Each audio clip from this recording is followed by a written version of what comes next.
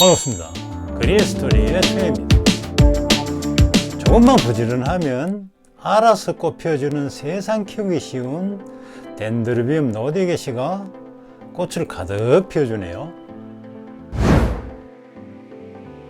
노디게시는 난 전문종보다 일반 화원에서 쉽게 구할 수 있는 초보자가 기르기 쉬운 가성비 좋은 난입니다. 유산지는 건기와 우기가 뚜렷한 열대 몬순기후의 중국 운남성, 베트남 라오스, 홍콩 등 해발 1000에서 1500m 지역의 나무나 바위에 붙어 살아가죠.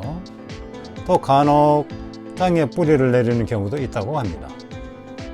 노디게시는 햇볕을 좋아하기 때문에 일반 가정에서 기를 때 가급적 연중 최대한 밝은 곳에 두고 기르면 좋죠. 또 착색난이기 때문에 해고판이나 코르크보드 등에 붙여 기르는 게 가장 좋습니다. 아니면 물주기 관리를 좀 수월하게 하기 위해 화분에 심어 기르기도 하는데, 화분 속에서는 과습이 올 수 있기 때문에 토분에 바크를 넣어 심어 기르기를 추천합니다. 물주기는 식재가 마르면 흠뻑 주고, 가을에 기온이 내려갈 때 며칠간 물주기를 끊고 저온 처리를 하면 봄에 더욱더 화려하고 풍성한 꽃을 볼 수 있습니다.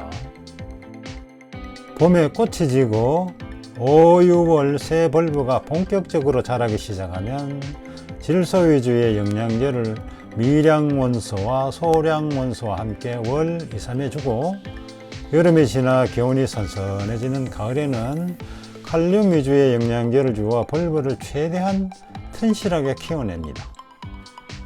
겨울철 최저 기온은 7도로 가늠하며 잘 키워놓으면 3도까지도 거뜬합니다. 이렇게 저온에서는 물을 끊어 체액의 농도를 높이면 냉해에도 잘 견디겠죠. 재작년에 이렇게 자라는 고화를 떼서 해고판에 붙였는데 작년 봄에 드문드문 몇 송이 피우더니 올해는 더 풍성하게 피웠습니다.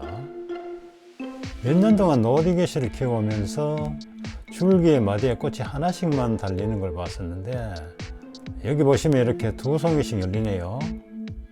결론은 세상 키우기 쉬운 이 노디게시도 조금만 더 알고 정성을 들이면 더 풍성하고 화려한 모습으로 반겨준다는 것입니다. 그래서 예전 같으면 새 줄기의 성장을 위해 생기는 쪽쪽 고화를 떼어버렸지만, 올해는 일부러 고화를 좀 여러 개 키워서 해고판을 빈틈없이 치워볼까 합니다. 나도풍란이나 호접란과 다른 신비디움이나 온시디움, 덴드로비움 같은 복경성 난은 작년에 줄기가 자라 날씨가 추워지면 성장을 멈추고 올해 뿌리 쪽에서 다시 새 줄기가 돋아나 자라고, 또 내년에 새 줄기가 자라는 식으로 포기가 커져 나가죠. 그런데 가끔 좀 시든 것 같은 줄기를 제거하고 싶은 유혹이 드는 분도 계시겠지만, 완전히 갈색으로 변해 말라버리지 않았다면 그대로 붙여둬야 합니다. 줄기가 하나하나 떨어진 다른 개체가 아니라 여러 줄기가 한 다발로 연결된 한 포기이기 때문에 좀 시든 것 같은 녹색의 모습이 보이는 줄기를 떼어내면 난 전체에 함유하고 있는 양분에서 그만큼의 양분이 떨어져 나간 것으로 봐야 합니다. 한 포기의 난은 탄수화물 양이 많으면 많을수록 건강하고 많은 꽃을 피우기 때문이죠. 자연 속에서 나무에 착생해서 자라는 난은 얼핏 그다지 많은 비료를 얻을 기회가 없을 것 같습니다.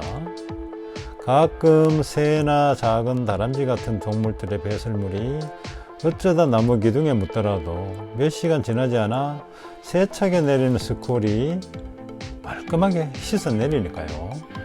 하지만 아무리 그런 환경의 착생식물이라도 더 건강하고 풍성하게 키워 화려한 꽃을 피우려면 역시 미량원소, 소량원소, 다량원소 등 식물 생장의 16가지 필수 원소가 꼭 필요하다는 걸 확신합니다.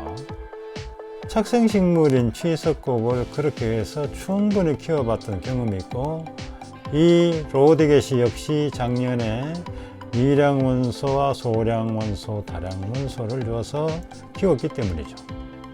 이렇게 마디에 꽃송이가 2개씩 달린 게 바로 그 증거입니다.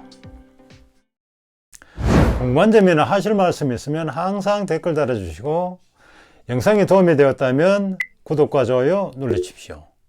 감사합니다.